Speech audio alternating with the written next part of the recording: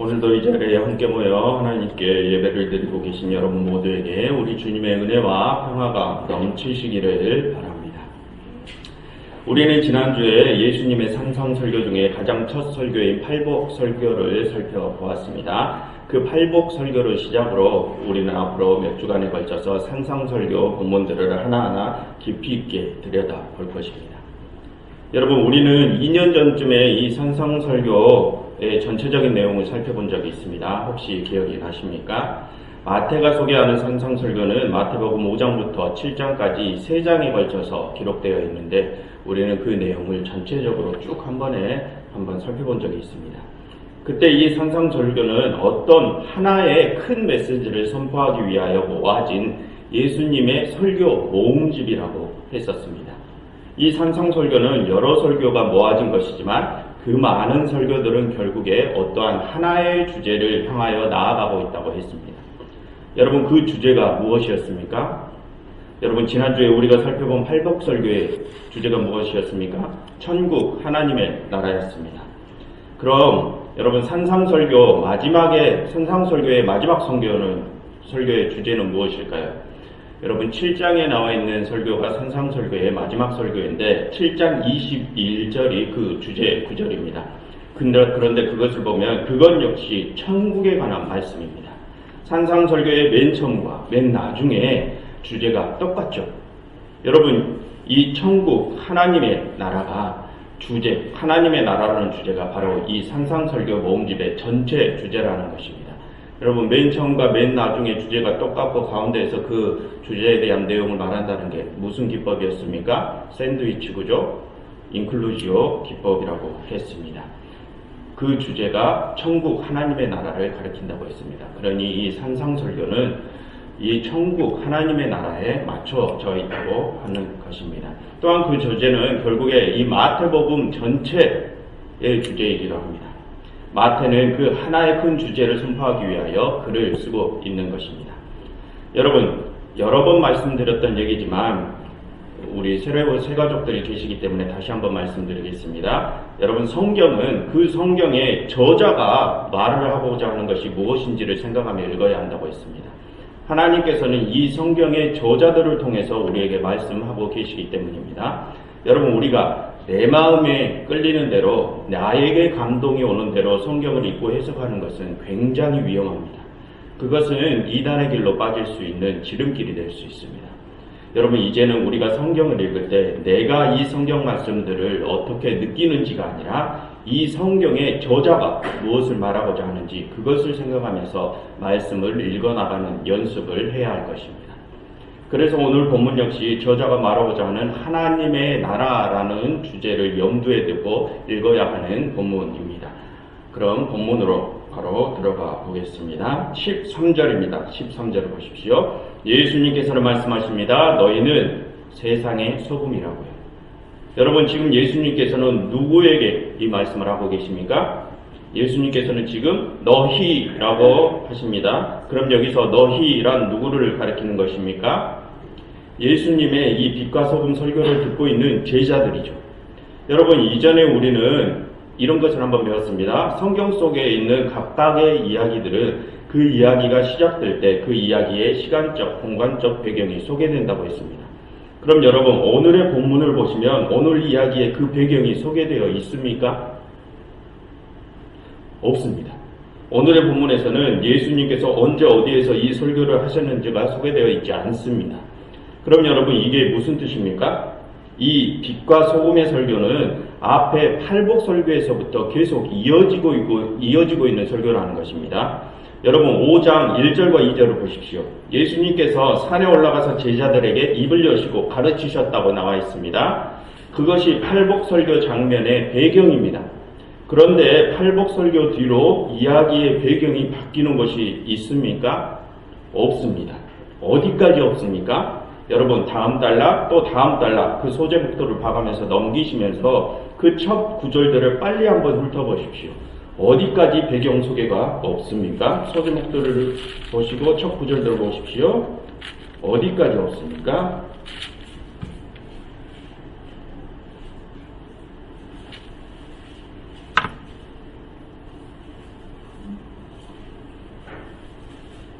7장의 마지막 단락까지 새로운 배경 소개가 없습니다.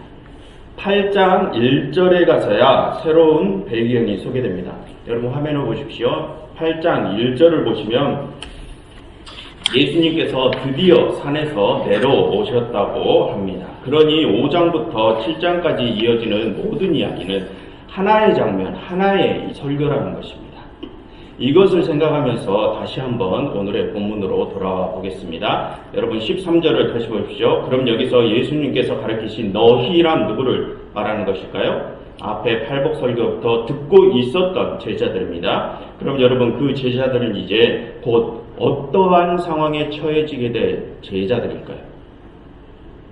여러분 앞에 팔복설교의 마지막 구절들을 한번 살펴보십시오. 5장 10절부터 12절을 잠깐 보시겠습니다. 우리는 지난주에 10절까지만 살펴보았죠. 그것은 여러분 화면을 보십시오. 그것은 5장 3절부터 10절까지가 원래 팔복설교의 원본이고 11절과 12절은 후에 10절에 대해서 추가적으로 덧붙인 부가 설명 부분이기 때문입니다. 여러분 11절과 12절을 보십시오. 그 부분이 어떤 내용입니까? 그리스도로 말미암아 박해를 받는 자가 복음받는 자들이고 그들에게 하나님의 나라의 큰 상이 주어진다고 합니다. 즉 11절과 12절은 10절에 의를 위하여 박해를 받는 자를 뒷받침해는 해주는 부가설명 단락입니다. 그럼 여러분 마태는 왜 어째서 팔복설교 원본에다가 부가설명 단락을 집어넣은 것일까요? 그것은 앞에 팔복 이야기와 뒤에 빛과 소금의 이야기를 이어주기 위함입니다. 이 11절과 12절은 앞의 이야기와 뒷이야기의 다리 역할을 하는 것입니다. 그 이야기가 어떻게 이어지는지 한번 본문을 계속 살펴보겠습니다. 여러분 12절 하반절을 보시면 마태는 선지자들도 이같이 박해를 받았다는 말을 꺼냈습니다. 여러분 예전의 구약시대에는 여러 선지자들이 있었죠. 에레미야나 이사야와 같은 예언자들 말입니다. 그런데 그 예언자들은 그들의 삶에서 모두 박해를 당했습니다. 그 이유는 그 예언자들이 이스라엘의 폐역을 콕 집어서 지적했기 때문입니다. 그들은 이스라엘 너희들이 만약 하나님께로 돌아오지 않고 계속 그렇게 폐역한 생활을 하고 이어간다면 하나님께서는 너희를 심판하실 것이라 라고 선포를 했습니다. 그래서 이스라엘은 자신들의 잘못을 꼬집는 예언자들에게 핍박을 가했습니다.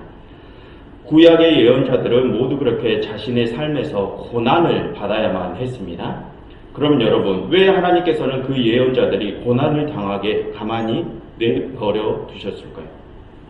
그들은 모두 하나님의 종들이었습니다.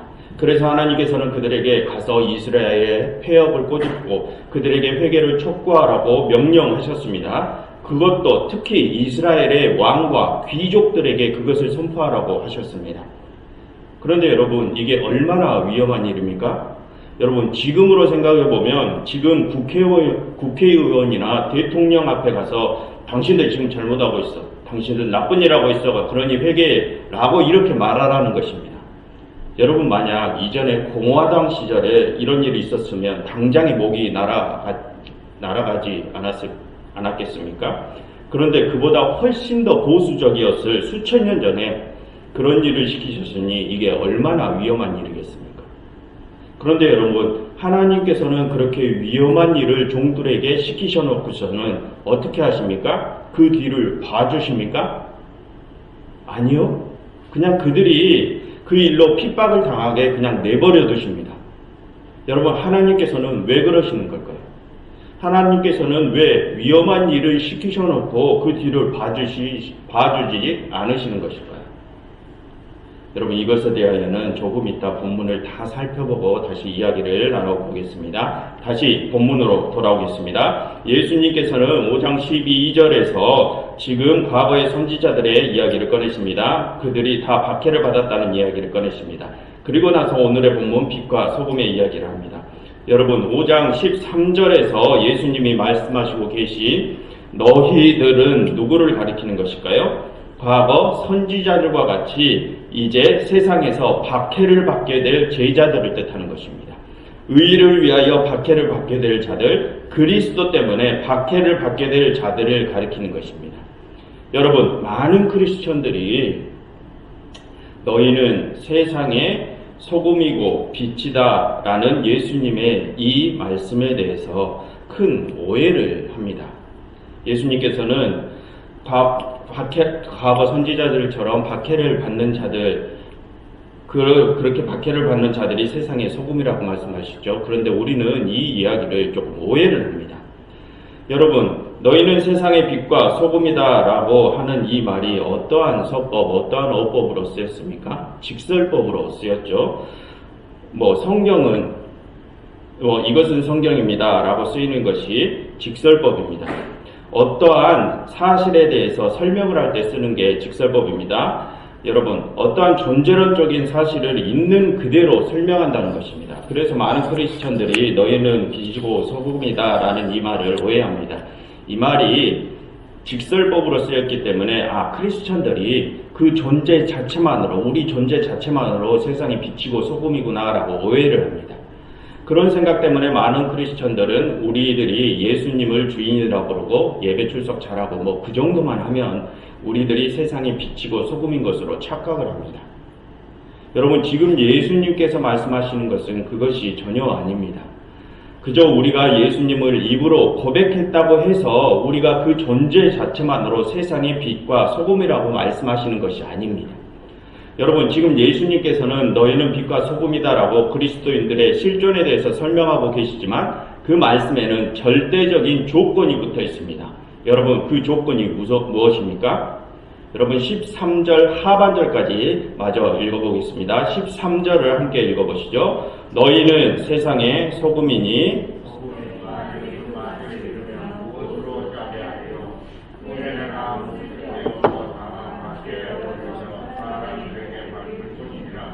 여러분, 예수님께서 뭐라고 조건을 붙이십니까? 소금은 그 고유의 짠맛이 있어야 한다는 것입니다. 그 짠맛을 잃으면 소금으로서 쓸데가 없다고 하십니다. 그 존재 조건이 확실히 있어야 소금이라는 것입니다. 다음 14, 15절까지 함께 읽어보실까요? 너희는 세상의 빛이라. 산 위에 있는 동네가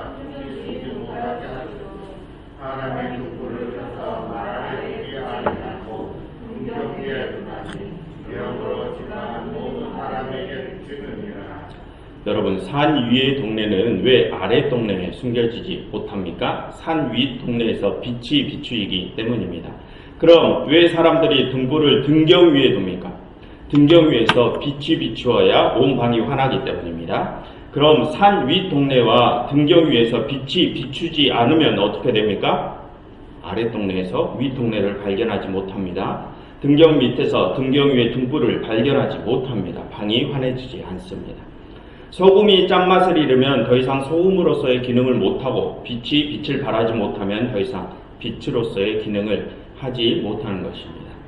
즉, 이 빛과 소금의 비유를 통해서 예수님께서 말씀하시고자 하시는 것은 빛과 소금은 그리스도인들의 신분을 나타내는 것이 아니라 기능을 나타낸다는 것입니다.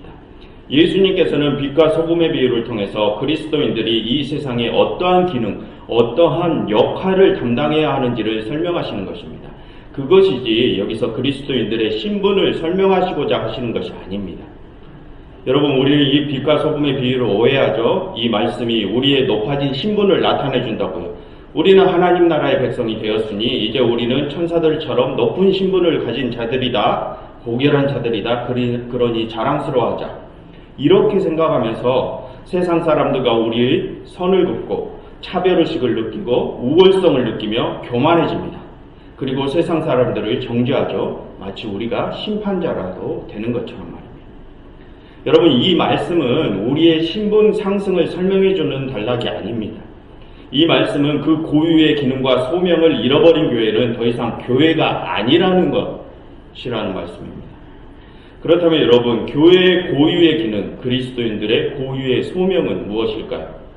우리가 입으로 예수님을 주인이라고 고백만 하고 예배 출석 잘하고 성경 꼬박꼬박 읽고 기도와 찬양 많이 하고 있으면 그것이 우리의 소명입니까?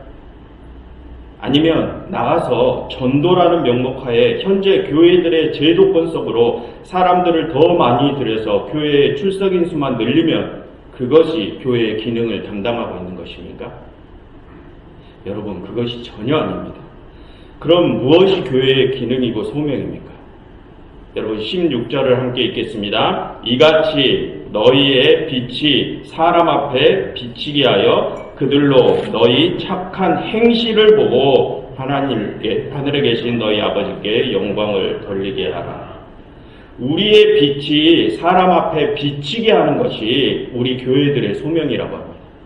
그럼 그 빛이란 무엇입니까? 우리의 착한 행실이 그 빛이라고 합니다. 우리가 예배드리고 찬양드리고 입으로 주님이라 죽어라 부르고 교회 출석인수 늘리고 그런 모습이 빛이 아니라 우리가 세상에서 착한 행실을 드러내는 것이 빛이라고 하십니다. 여러분, 우리가 이 세상에서 선한 행실을 드러내지 아니하면 우리가 아무리 예수님을 주님이라고 부르고 찬양 많이 한다고 해도 우리가 선한 행실을 드러내지 않으면 그 모든 것들은 아무짝에도 쓸모가 없는 것입니다. 그냥 다 내버려집니다. 여러분 16절에서 예수님께서는 너희가 세상의 빛이라는 것을 한 번 더 반복하시죠. 소금도 소금이지만 예수님께서는 빛을 더 강조하십니다. 여러분 화면을 보시면 예전부터 유대교에서는 하나님을 빛의 근원이라고 표현하기도 하고 빛 그 자체라고도 표현을 하기도 했습니다. 그것이 신약시대로 넘어와서 그 빛은 이제 예수님에 대한 표현으로 쓰이죠. 그런데 오늘의 본문에서는 어떻습니까? 그런데 이제 오늘의 본문에서 예수님께서는 그 빛을 그리스도인들, 제자들, 교회들에게 돌리십니다.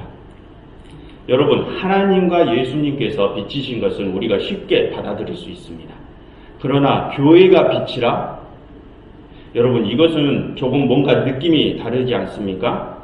여러분, 지금 교회들의 모습을 보면 정말 교회들이 빛의 모습인가요? 여러분 지금 교회들의 모습을 한번 떠올려 보십시오. 정치권과 손잡은 교회들, 하나님을 우롱하는 교회들, 말씀을 많이 안 드려도 다 아실 것입니다. 그 모습이 빛의 모습인가요? 그저 크고 높은 예배당이 서 있고 그 교회 조직체만 잘 돌아가고 있으면 그게 빛의 모습입니까? 그 교회 자체의 모습이 빛의 모습입니까? 여러분, 예수님께서 지금 교회들에게 빛을 돌리신 데에는 어떠한 조건이 붙어야 할 것 같지 않으십니까? 여러분, 우리는 왜 하나님과 예수님이 빛이시라는 것을 쉽게 인정합니까? 하나님과 예수님께서 세상에 보여주신 희생의 모습, 사랑의 모습 때문에 그렇지 않습니까? 그럼 그 모습이 지금 교회들에게 있습니까? 여러분, 그럼 교회가 빛이 되려면 어떻게 해야 할까요? 하나님의 모습, 그리스도의 모습이 교회의 모습에 드러나야 하는 것 아닙니까? 그리스도의 삶이 교회의 삶으로 드러나야지만 빛이 되는 것 아닙니까? 그렇지 않으면 우리 교회들은 아무것도 아닙니다. 교회들의 존재 자체가 빛과 소금인 것이 절대 아닙니다. 여러분, 예수님께서는 오늘의 말씀을 통하여 우리에게 교회는 그 기능과 그 소명을 잘 감당할 때에만 세상의 빛과 소금이라고 말씀하고 계십니다. 그리고 교회가 감당할 기능과 소명은 우리가 세상에서 보여주어야 하는 선한 행실이라고 가르치고 계십니다. 여러분, 어쩌면 우리는 여기까지는 그래도 예수님의 말씀을 쉽게 받아들일 수 있을지도 모릅니다. 그러나 여러분, 예수님의 가르침은 여기서 머물지 않습니다. 예수님의 가르침은 여기서 한 단계 더 나아가십니다. 여러분, 아까 전에 예수님께서는 어떠한 상황에 처한 제자들에게 이 가르침을 주고 계셨습니까? 여러분, 화면을 보십시오. 여러분, 5장 11절로 돌아가 보겠습니다. 11절과 12절을 다시 보십시오. 예수님께서는 어떠한 말씀 뒤에 오늘의 말씀을 이어가십니까? 그리스도로 인해 박해를 받는 자들에 대한 이야기를 하시고 나서 오늘의 이야기를 하십니다.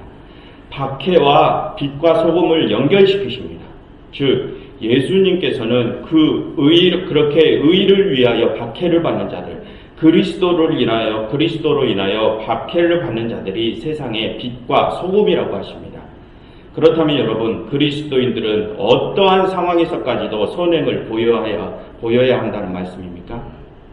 박해를 받는 상황에서도 선행을 보여야 한다는 것입니다. 거기까지가 그리스도인들이 감당해야 할 소명, 교회가 감당해야 하는 역할이라고 하시는 것입니다. 여러분, 그렇다면 아까 하나님께서 왜 과거 선지자들이 핍박을 당하고 있을 때 그 상황을 그냥 하나님께서 외면하고 내버려 두셨는지 이해가 되십니까? 하나님의 종들의 역할이란 그들이 핍박과 고난을 당하는 것까지가 그들의 역할이라는 것입니다.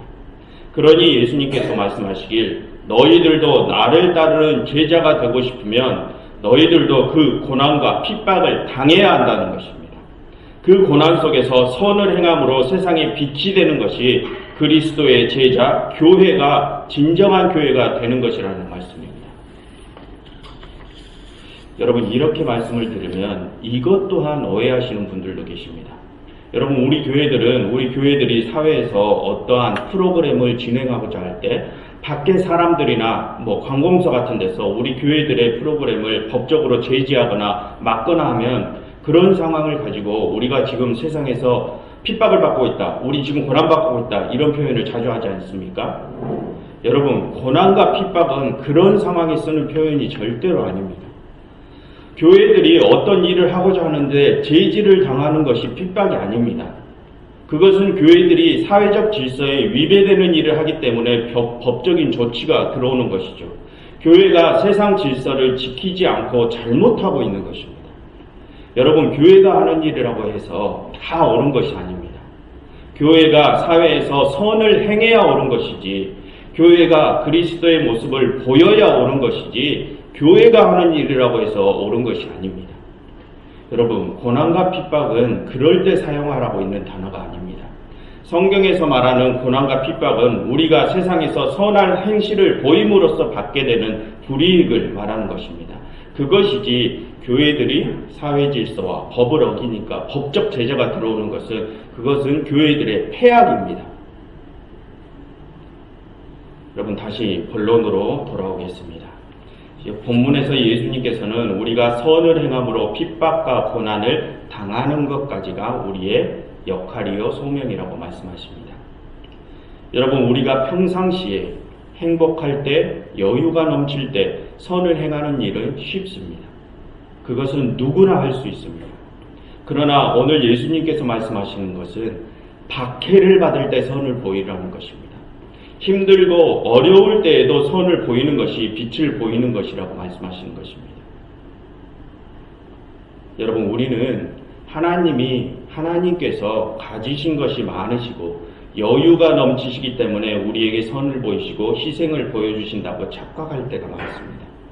그러니 우리는 우리에게 필요한 것이 있을 때 전지전능하신 하나님을 아무 때나 찾는 것이 아닙니까?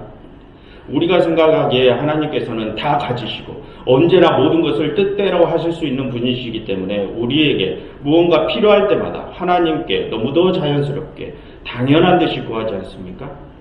우리가 생각하기에 하나님께서는 항상 마음의 여유가 넘치시는 분이기 때문에 아무 때나 우리는 하나님께 이것저것 해주시라 부탁하는 것 아닙니까?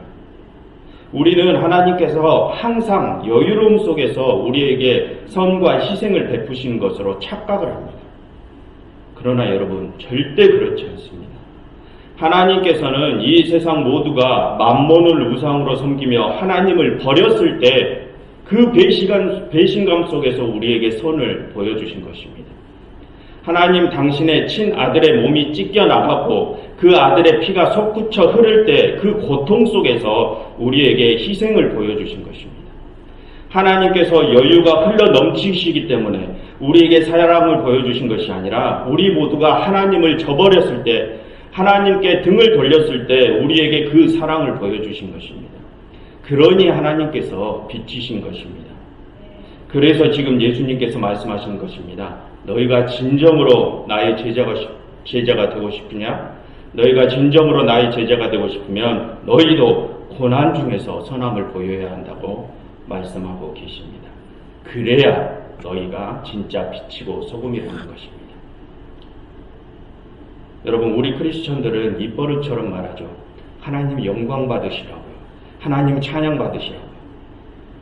여러분 우리가 입으로 하나님 영광 받으세요, 하나님 찬양 받으세요 이렇게 백날 천날 외친다고 해서 하나님께서 영광 받으시는 것이 절대 아닙니다. 우리가 예배 잘 드리고 기도 찬양 많이 한다고 해서 하나님께서 영광 받으시는 것이 절대로 아닙니다. 하나님께서 영광 받으시는 것이란 온 세상 모든 만물이 하나님의 참 모습을 온전히 깨닫게 되는 것입니다. 우리를 위하여 하나님께서 어떠한 희생과 고통을 감내하시면서까지 사랑을 보여주셨는지 그 온전한 사랑을 이 온 세상이 완전히 깨닫게 되는 것이 하나님께서 영광 받으시는 것입니다. 그것을 알리는 것이 우리 교회들의 소명입니다. 그 소명을 감당해 내야만이 진짜 그리스도인인 것입니다. 그런데 여러분, 그것은 입으로 하는 것이 아니라 우리의 선한 행실로 하는 것입니다. 마지막 16절을 다시 한번 보십시오. 다시 한번 마지막 16절을 함께 읽겠습니다. 이같이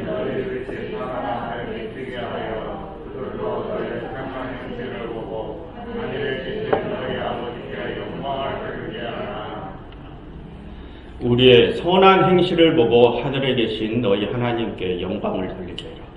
우리의 선한 행실이 사람들에게 이 모든 만방에 알려지는 것이 하나님께서 영광 받으시는 것입니다. 그렇게 우리의 선한 행실을 보고 세상 모든 사람들이 하나님의 사랑을 깨닫는 것, 그럼으로써 그 모든 이들이 하나님의 사랑에 응답하게 하는 것, 그것이 하나님께서 영광 받으시는 것입니다. 그렇게 만드는 것이 우리를 위하여 당신의 아들을 내어주신 하나님께 우리가 돌려드려야 하는 당연한 응답인 것입니다. 그러니 여러분들께서 진정한 그리스도의 제자가 되시고자 하신다면 고난 중에서도 선함을 보이시기를 바랍니다. 그리스도인들이 선을 행함으로 받아야 할 고난은 필연적인 것입니다. 우리가 받아야 할 고난은 기도하고 피해가야 될 것이 아니라 정면으로 부딪혀야 할 우리의 숙명입니다. 만약 여러분들께서 그 길을 가시고자 결단하신다면 성령 하나님께서 여러분들의 모든 고난의 길에 함께 하실 것입니다. 함께 하셔서 그 가시밭길의 끝에 있는 영원한 나라를 여러분들에게 선물로 안겨주실 것입니다. 그 모든 여정을 여기 모이신 여러분 모두가 다 완주할 수 있기를 간절히 바랍니다. 기도하겠습니다. 죄악된 저희를 위하여 아들 죽음의 고통까지 참으신 하나님의 그 모습을 본받아 이제 저희가 고난 중에서도 하나님의 백성으로서의 소명을 감당하려 합니다. 성령 하나님께서 이제 저희와 함께하여 주시사 저희가 앞으로 나아가야 할 길이 험한 길일지라도 끝까지 소명이 잊지 않고 나아가게 도와주시옵소서. 언제나 저희가 선한 행실을 보임으로써 세상의 빛과 소금된 역할을 잘 감당하게 하옵소서. 예수 그리스도의 이름으로 기도드렸습니다.